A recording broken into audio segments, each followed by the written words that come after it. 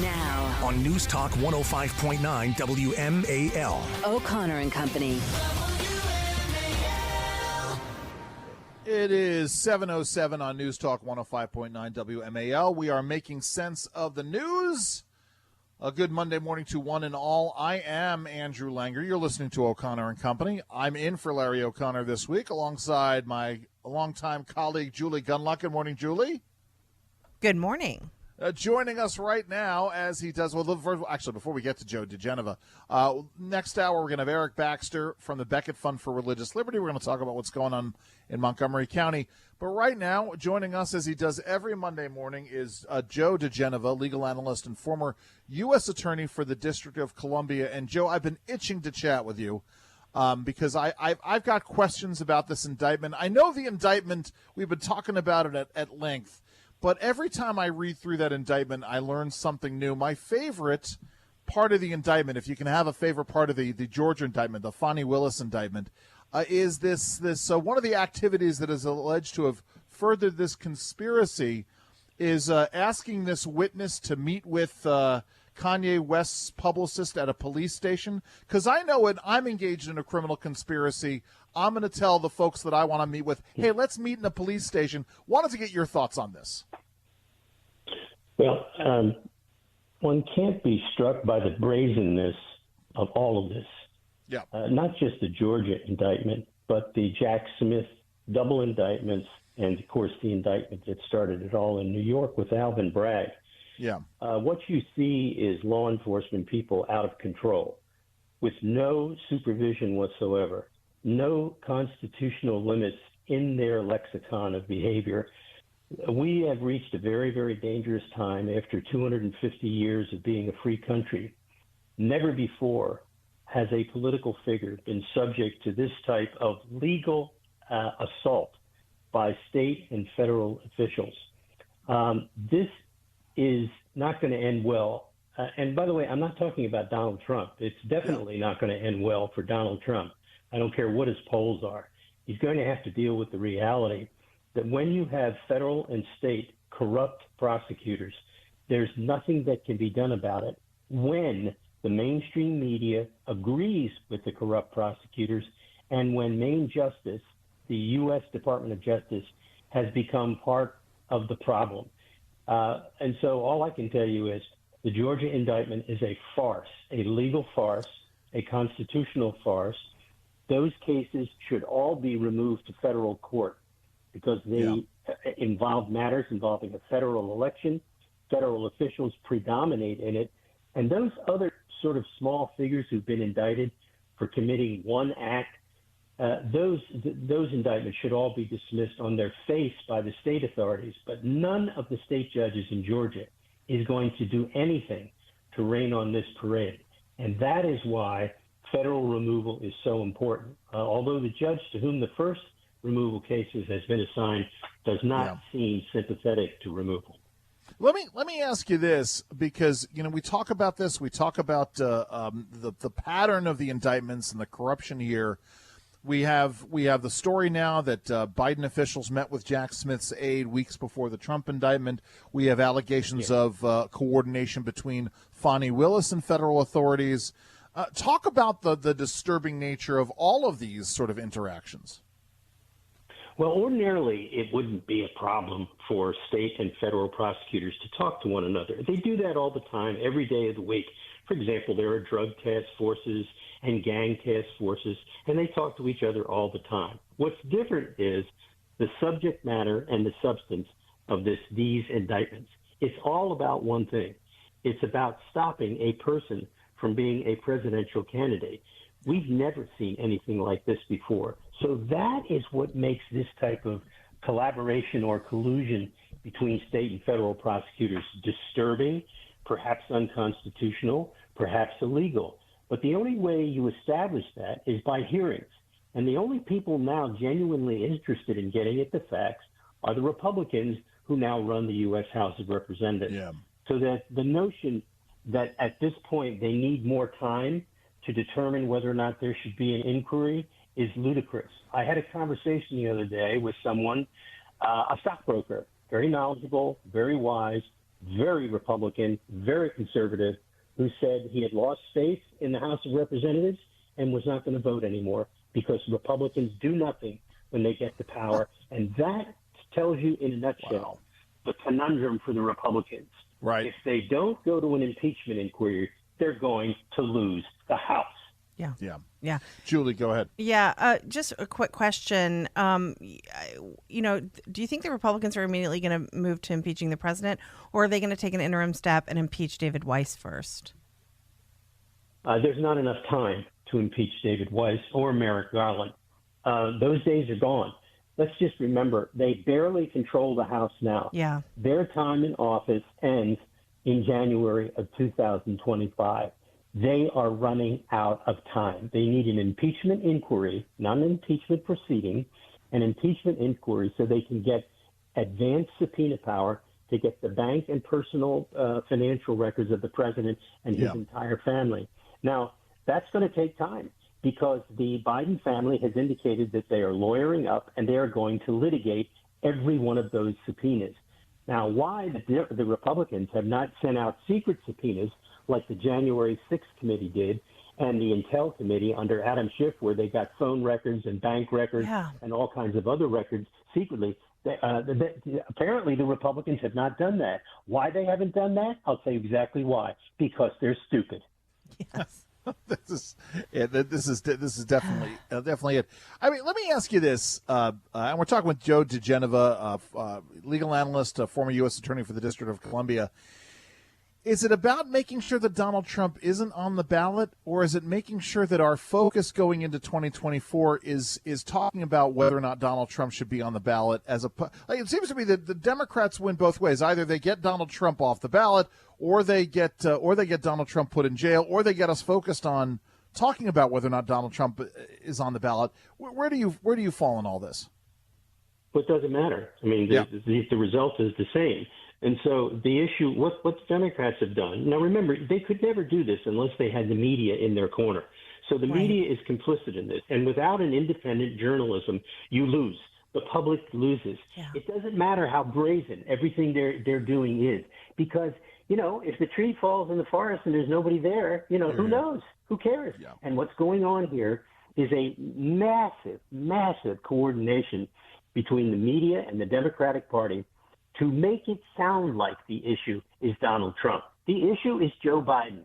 We have the single most corrupt president in the history of the United States. The evidence of bribery, extortion, foreign corrupt practices, failure to register as a foreign agent, avoiding income taxes. Why do you create shell companies? To avoid detection. The motto of the Biden administration is concealment. Yeah. Everything that they have done in their private life and in their public life involves concealment. Right. And why do you conceal? You conceal because you don't want to be discovered. And so it doesn't matter what happens now. The House is the last resort. They either get these bank records and show their offshore accounts where all the grandchildren have tons of money for simply knowing Papa Joe. And the bottom line is very simple. The Republicans have the opportunity to move swiftly right after Labor Day or whenever it is these people come back to get the impeachment inquiry started. They do not have a lot of time.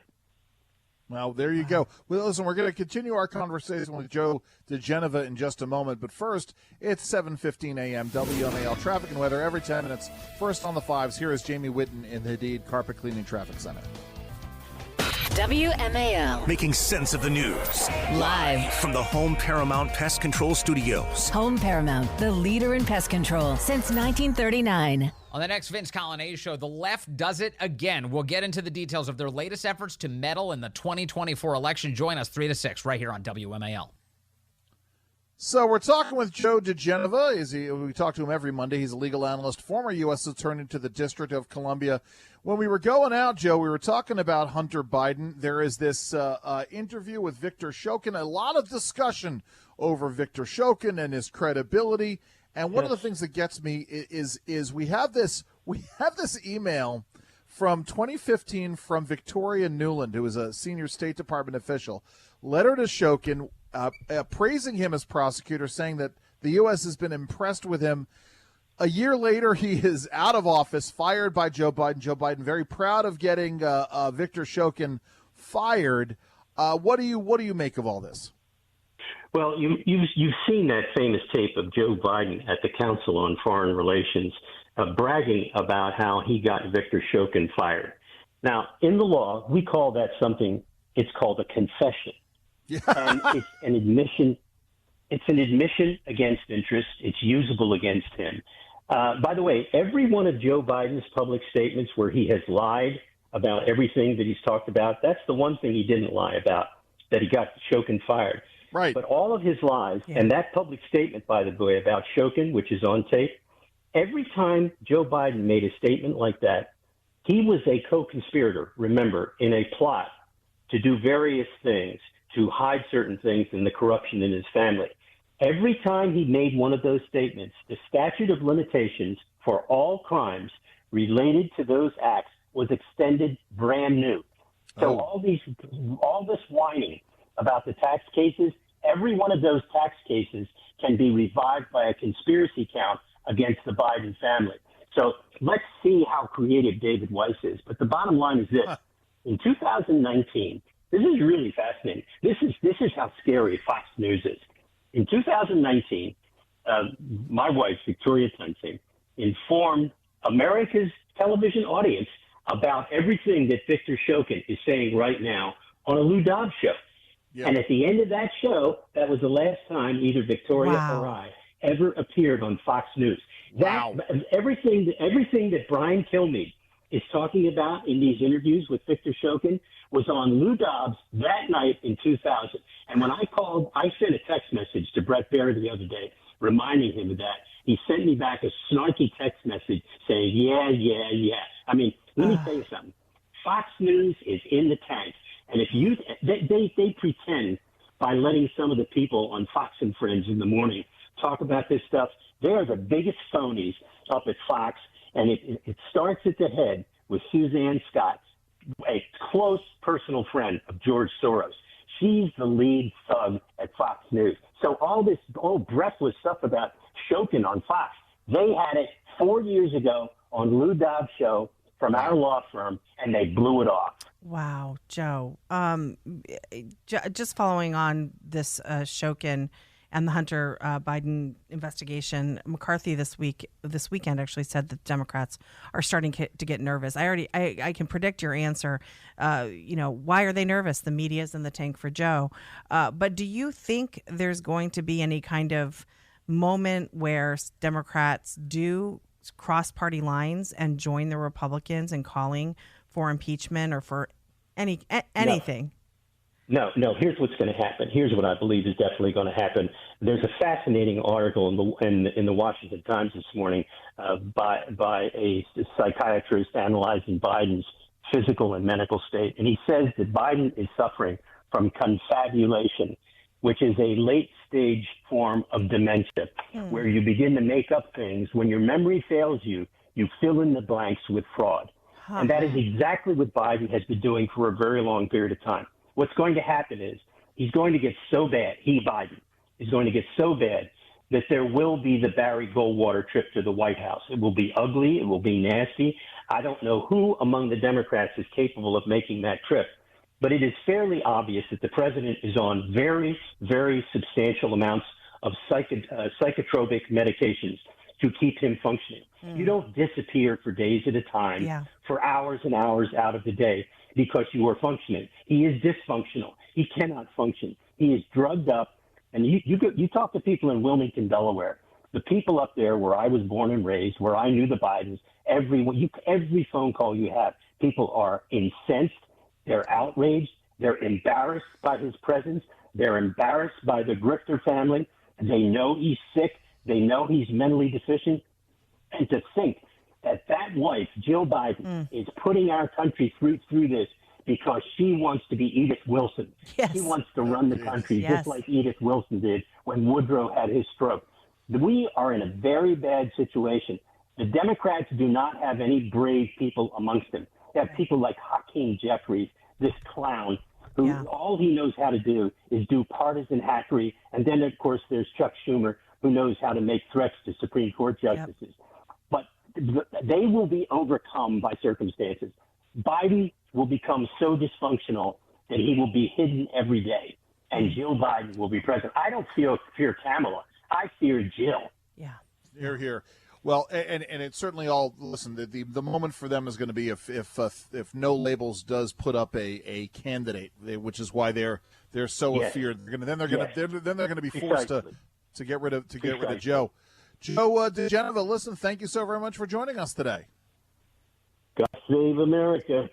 God save America. It's Joe diGenova. Listen, we've got so much more to get to right now at 7:23 on WMAL. On News Talk 105.9 WMAL. O'Connor and Company.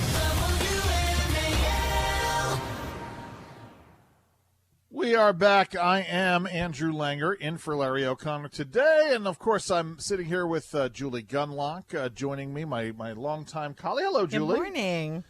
We got Eric Baxter from the Beckett Fund for Religious Liberty joining us in the next hour. But, Julie, you stepped out to make – it's not just an important phone call, but an important phone call on photo tips as well as we go back to school, isn't it? Because, you know – I was complaining to you because I stepped out into the hallway to call my youngest. It's his first day back at school today. So I just wanted to – call and say good morning and ask what he had for breakfast and if he's ready. And, summer is over in our house starting today. So he's a little sad. So I was just checking on him.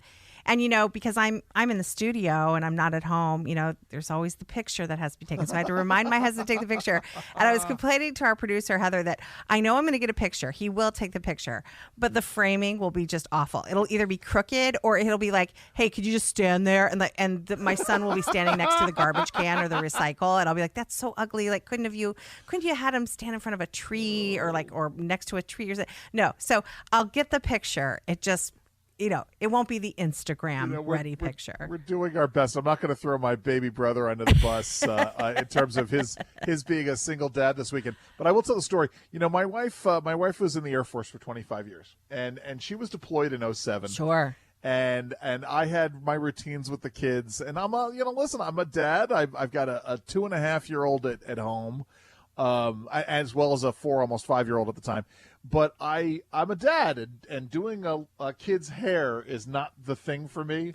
So my wife would get these pictures of my younger daughter with like the worst pigtails in her hair because I just didn't know how to gather up the hair. And she was just, "What are you doing? Why are you what did you do? This is not rocket science here." So funny. But yes, it's you did the science. best, and my husband will hopefully not put him in front of the garbage cans when he takes the photo. Listen, he's going to listen to this and he's going to put it in a bunch of garbage cans. In fact, he's going to stop behind he's going to find CVS. a dumpster. That's exactly what I was going to say. He's going to find a dumpster to do this. So just sort of shifting gears here. We mentioned this earlier. Prohibition ended almost 100 years ago, Julie, and yet apparently our nation has an alcohol czar. Yeah, yes. I was not aware of this. Listen, time out for a second. Let me just take a minute here, and talk about the fact that all of these things we're going to talk about are illustrative of the principle that everybody needs to get involved. And I know you're involved in so many things, but when we have an alcohol czar thinking about floating a proposal that people should be limited men should be limited to 2 beers a week or whatever it is, 2 drinks a week, or they're talking about getting rid of ceiling fans. These are opportunities for people to get involved and send letters in to these agencies, comments into these agencies. You have to get involved, otherwise these things go unchecked. But let's talk about this alcohol czar situation. First of all, it's absolutely absurd that there is an alcohol czar, but yes, there is. And part of this conversation is because they're redoing the dietary guidelines. They redo these every 5 years. Alcohol is included in the dietary guidelines. So we're going to start seeing this. And look, people should know the UN is involved in this, and there is a real effort to get people to go vegan, to cut out meat. Oh, yes. So we're going to start seeing these recommendations reflect this sort of wokeification of nutrition in the United States. Now, the alcohol aspect of it is not only do they want you to go vegan and all this stuff, but they are ultimately, they're sort of church ladies about things. Yes. So you're not supposed to have any fun. And this guy, George Koob, who he himself says that he often drinks a buttery Chardonnay. Okay. Oh my God. He said that he said, quote, there are no benefits from drinking alcohol. Okay. And he said he was pretty sure that, that alcohol recommendations aren't good enough. Anyway, the point is that when he says there are no benefits to drinking alcohol, that is just absurd. Right. Because you sit there with your friends, have a glass of wine after work, you relax, you're having, or you're cooking a healthy meal while you're having a drink of wine. There's absolutely nothing wrong with having Go ahead. Time out for a second. He writes, most of the benefits people attribute to alcohol, we feel they really have more to do with what someone's eating rather than what they're drinking. That is, we talk about, right, we've spent years now being told, trust the science, trust the science, trust the science. This is not true. Right. Like, listen, when you ingest something, it's the same thing with a pharmaceutical, something that has been refined to be a drug. This is basic biochemistry. Right? Alcohol has an impact in a number of different ways, some positive, some negative, right? So this guy is going to say, and I don't know who Coob is. It sounds like a weird nickname of a character that Matthew McConaughey would play in a movie. But the point is this, right? He's going to say that all of the negative impacts of alcohol, well, that's from alcohol, but none of the positive things, whether or not it is some kind of a blood stream dilator or some, right? Listen, you and I are foodies, Julie. Yeah. You know that there are certain things that alcohol can do in cooking based upon the chemistry of the and cooking nobody disagrees that there is alcohol abuse. Alcohol abuse does exist, and you should always drink in moderation. But the suggestion that alcohol is just all bad is just absurd. And again, there are some. What about happiness? What about being happy and relaxed and enjoying a moment with your friends around, a fire, or, cooking dinner with your friends with a beautiful bottle of wine? These things bring joy to people's life. Joy and happiness are healthy. So yes. I find these extremes that we see from these government officials about food and alcohol, these recommendations, are insane. And again, it's all about killing joy. It is. It's all about killing joy. Yes, and we're going to talk about foie gras later on, because that's a joy in my life as well. Well, it is, right? I mean, yes, listen, absolutely. We got more coming up. It's 7:43 on. So, Julie, are you a foie gras fan? Oh yes, absolutely. Yeah. So one of the things I always loved, it wasn't foie gras, but it's always it's chicken liver, I think it is. Sure. When you go to Central in D.C., I know this sounds so very hoity-toity, but Michelle Richard's Central on Pennsylvania and 11th, used to be one of my favorite restaurants in D.C. I haven't been there in a long time, probably not since before COVID. But they would serve you a little jar of pâté. Along with a hunk of French bread after you'd ordered. It was always the best thing. So listen, we know we've had these struggles before. New York, I think it was first under de Blasio. A lot of cities working to ban the serving of pâté de foie gras because of the ducks and geese that have to be force fed whatever they get fed. They fatten up their livers for all of this. But weirdly enough, Governor Kathy Hochul in New York pushing back on New York City's bans, because effectively New York the city is trying to shut down farms in upstate New York. I mean, this gets into this whole idea behind the killing of joy. It's not just the killing of joy for New Yorkers, but that means that jobs get shortchanged in New York City or elsewhere in the state, doesn't it? Yeah, they do this stuff all the time. I remember a couple of years back they banned trans fats. Now, trans fats is one of those things where it's like not a lot of good going on here. And trans fats, of course, were invented because the government tried to scare you away from butter and from animal proteins. Right, and one proteins. would think that this government would be in favor of trans fats. Well, then they created trans fats and pushing trans fats, saying that it's better for you. It actually wasn't better for you. So then, of course, it's all this it's this cyclical thing. Oh my God, the whole Olestra thing. Oh, of course. Well, yes. Right. So then they banned trans fats, but then it turned out that trans fats are actually cheaper. They're much cheaper in these restaurants that serve fried food. They would buy these huge vats of basically trans fat oil, and so it was hurting all of these immigrants who had come to the country and were opening these little, mom and pop shops. So there's always these consequences related to this. But again, we wouldn't even have trans fats if the government hadn't been so down on butter and animal proteins and animal fats. So. Yeah, you guys have talked to Andrew Gruel on the air a couple of times, haven't you? I mean, not that we're going to go down to do a foodie segment because this will drive Heather up the wall, but but the point is that there is a real movement to get people away from cooking with nut oils. And that cooking with things like tallow, right? Remember, listen, I don't really care what you choose to cook with. And I kind of think a lot of that stuff is baloney. What I don't want is the government telling me what to cook with. And if some influencer wants to get on Twitter and tell me that nut oils cause inflammation, whatever, fine.